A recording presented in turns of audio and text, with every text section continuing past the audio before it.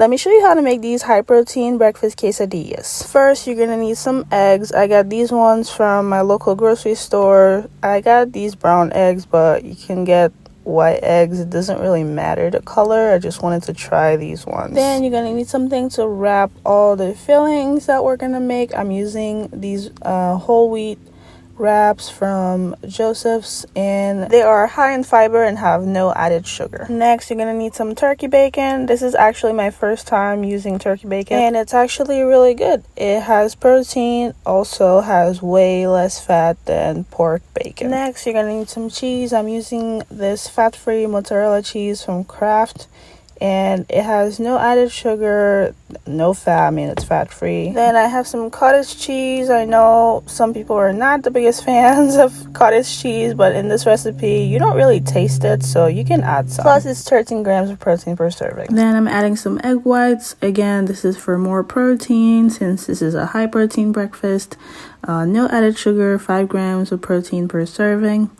And finally, we're going to need some onions. I'm not going to use both of them. I'm only going to use one, but it was sitting in my fridge like that. Lastly, we're going to need some spinach. I've had these in my fridge for about a week now, so it's time to use them before they go bad. I'm just going to put them in this bag right here until I have to use them. All right, now let's start cooking. First, grab a bowl and then grab your eggs. We're going to crack 6 eggs into the bowl. So the way you want to do it, grab your egg and then tap it on the cutting board a little bit, and then just crack it open and then just pour it into the bowl. So we're just I'm just putting these away because I like cleaning as I cook so I don't have a mess at the end. Then you're just gonna repeat the same thing until I have 6 eggs cracked. Once you're done cracking your eggs, before we beat them, I like to remove the white part, which is the sperm. Some people don't remove it. If you don't want to, that's totally up to you. But I grew up seeing people remove it, so that's what I'm going to do. And once you're done doing that, if you did it, then it's time to beat the eggs. I just used a fork, and I don't really know how to explain this. You just make circular motion and mix the yolk, which is the yellow part, with the white of the egg until you have, until you really combine them. So you just go until everything is well mixed together, that there is no clump of the yellow part, until you get a smooth texture like this. So I do that for about a minute, and then when I put the fork away, grab my egg white. It says on the packaging to shake well, so that's exactly what I'm going to do. Just shake until everything is well mixed together. And then here I'm just looking at the serving size so I know how to measure. And I finally opened the container. I'm gonna grab my measuring cups, or grab the 1 tablespoon measuring cup, and just gonna pour the egg white into my batter. And I'm just gonna repeat the same process about 9 times. So that's about 3 tablespoons of egg whites for every 2 eggs that I used. And this is just to add more protein to this breakfast. And then we're just gonna mix everything together just like we did at the beginning. We're just gonna do the same thing. Then I'm gonna grab my cottage cheese. Again, this has 13 grams of protein per serving, and you don't really taste it. So even if you don't like cottage cheese, you could try it and, see if you like it. Maybe add less than I added. I'm using half a cup, which is the serving size. I'm gonna add 2 of them. I could have, now that I realize, I could have just grabbed the 1 cup measurement and just added that, but anyways, yeah. So just add your cottage cheese, and then we're gonna do the same thing we did with everything we add. We're just gonna mix well, make sure that we get a nice texture with the cottage cheese. It's not gonna be smooth because that's just the texture of the cottage cheese in general, but You just want to make sure that you mix it well, that way it's not all clumping together. Then once we're done mixing, it's time to season this bad boy so we can give it really good taste. We're going to add some salt, some black pepper, some garlic powder, some red pepper flakes, some thyme. And just to give you some measurements, I'll be using these. So I'm adding 1 teaspoon of salt first. Just pour that. Then I'm going to add half a teaspoon of black pepper. Just pour it, don't mix yet. Then we're gonna also add half a teaspoon of garlic powder. I removed this just so I can have easier access to it. Then this one, it's optional. If you don't like the taste is spicy, you can skip that one. You don't necessarily have to have red pepper flakes in there, but I like it, so I add it. Lastly, we're gonna add some thyme. This one I'm not gonna measure, just eyeball it. Add as much or as little as you want. Then we're just gonna mix everything again. Make sure that the seasonings get all over the place, because we don't want it to be concentrated in just one portion and the other one is left bland. So just make sure you mix everything well. And here I'm just making sure that I get every single piece of that cottage cheese. It's not that I like cottage cheese that much, I just don't want to waste it. But yeah, just make sure you mix everything really well, about 1 to 2 minutes, so it can look something like this. Then we're gonna put it to the side because we're gonna need this space to do something else. I'm just gonna clean up a little bit, remove my measuring cups. I'm gonna rinse my cutting board under some running water, just put it back. Then what you're gonna do is grab a pan, because we're gonna start preparing the filling that we're gonna put in the wraps. Turn your stove on to medium heat, grab your turkey bacon, and I was struggling so much trying to open this thing. I think it's because my hands were wet, because I had just rinsed my hands. So I decided to just grab a cloth and hold one piece with the cloth and then hold the other one with my hand, and it actually worked. So it was because my hands were wet. But anyways, I finally opened it, and I'm just gonna think I was getting a call. Thought it was something serious, but it was spam calling, so there's that. So I'm gonna grab some oil. I'm adding half a teaspoon of oil. I would have used butter if I had some, but I did not realize I didn't have any, so oil it is. And I'm gonna grab this plate. I'm gonna use some paper towel to drain the excess oil after frying the turkey bacon. And while the oil is heating up, I'm just gonna work on my onion. So I'm just going to peel it first, and then I'm going to dice it. But I'm gonna be dicing the onion and frying the turkey bacon at the same time to save some time. So here I'm adding the first pieces into the pan. I'm going to fry 6 pieces because I'm making 6 quesadillas. But yeah, so I lay them down like this, and I go back, rinse my hands, and go back to cutting my onion.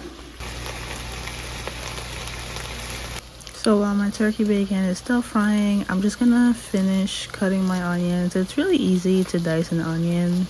You just make vertical and horizontal lines, and they just come out into cubes. Now I'm just gonna flip my turkey bacon, because you want to make sure that both sides are cooked thoroughly. So this is the first time I'm flipping them. I'm just gonna let the other side cook. Go back to my onion. Just gonna finish dicing it. It's really easy to dice the top and the middle part, but I'll show you in a second what I do when I get to the very bottom part of it, because there's no way I can still hold it like this. So what I do, and if there's bigger pieces than what I would like, I just go back with my knife and I cut them into smaller pieces. Then once I get to the very bottom part, I just grab it like this and just cut wherever. I don't really care about the shape anymore. I just make sure that they somewhat resemble the other pieces that I've cut before. So I've done cutting my onion, set it to the side, and I go back to turn my turkey bacon again until I get the color and texture that I really want. I'm gonna add a little bit more oil because I don't want it to burn. You don't want to add too much, about 1/4 teaspoon. And what I like to do is I like to kind of swirl the pan around a little bit to make sure that the oil gets everywhere, and I just keep turning them until both sides are the color and texture that I'm looking for. Alright, now that it's starting to look more like what I want, I'm gonna turn them one last time, then I'm gonna remove them from the frying pan. Once you get to that point, grab the plate that you set with some paper towel and just put the turkey bacon on the paper towel. That way you can drain the excess oil. Then I'm gonna add some more oil into the pan so I can fry the other 3. Just gonna add them like so, and while they're frying, I'm going to wash and cut my spinach so I can add it to my scrambled eggs. Here's my spinach. I'm gonna clean and cut it. Now that I'm done frying the other batch, I'm just gonna do the same thing. I'm gonna add them onto the paper towel, and look how beautiful they look. Stunning. In the same pan, I'm just going to add my onions that I diced earlier. I'm gonna add some oil. It's about 1/2 teaspoon of oil. That way it can take all the flavor of the turkey bacon, and it's gonna give it a beautiful color as well.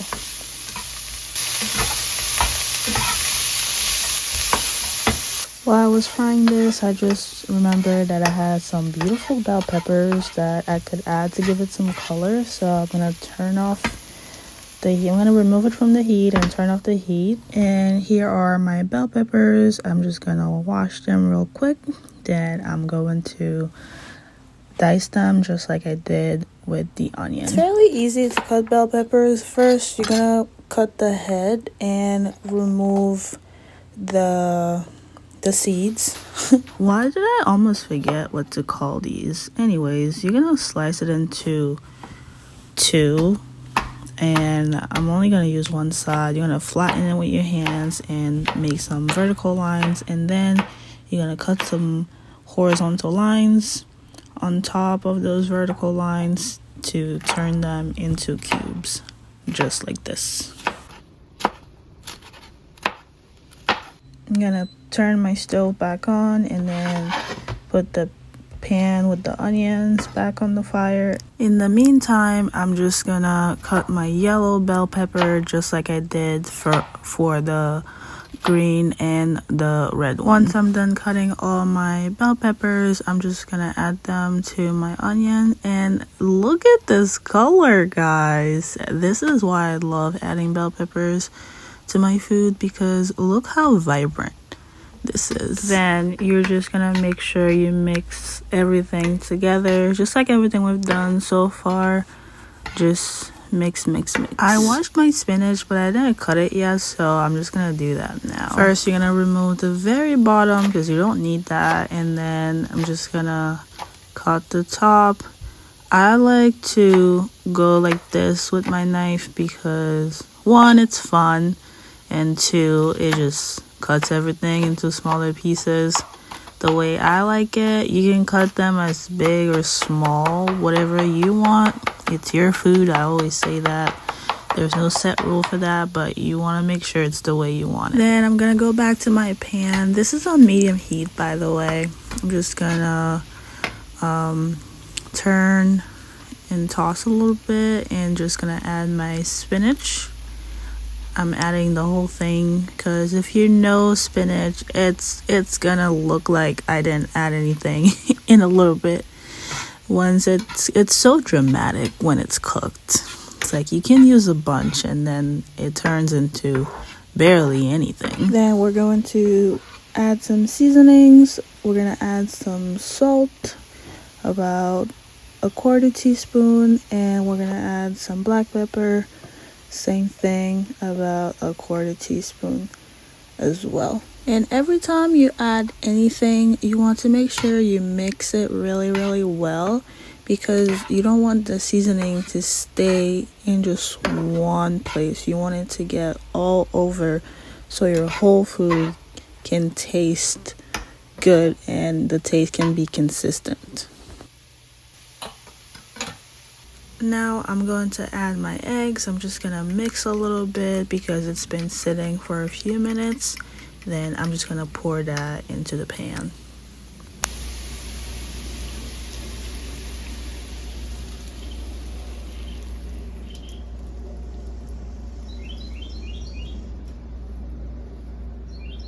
Once it's in the pan, I like to mix a little bit to make sure that everything gets coated. Let it cook for a little bit, and every 3 minutes or so, I'm gonna go and mix a little bit because you don't want it to turn into an omelet. I'm making scrambled eggs, so you want to break the eggs apart.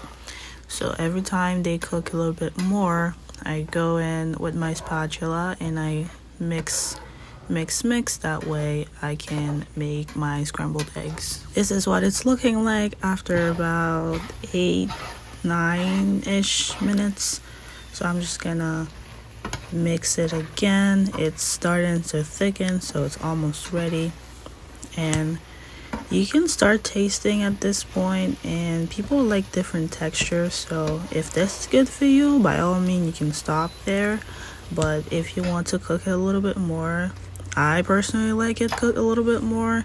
This is where you can also adjust the seasoning.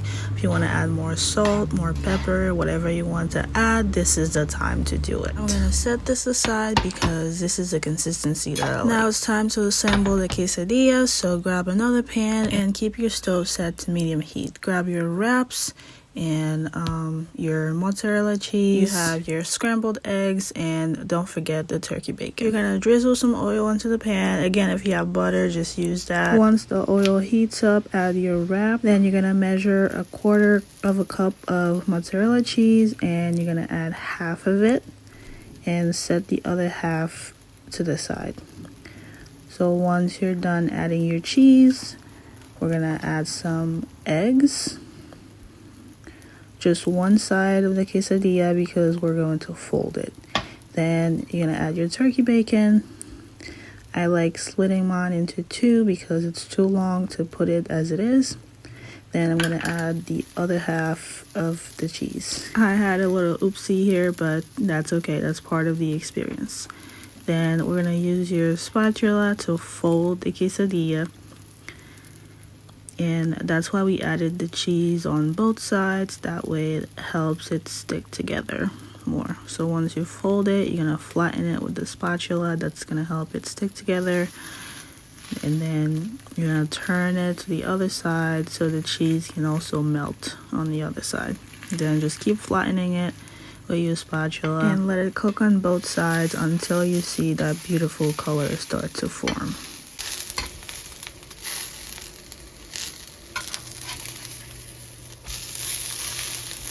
And if you have some crumbs that fell into your pan, you can just remove them with your spatula as it's cooking. And after a few minutes of cooking, your quesadilla should be ready. Although it's made with fat-free, high-protein, no sugar ingredient, it's delicious. Try it out. Let me know what you think. And watch this video next to learn how to season your veggies for maximum taste.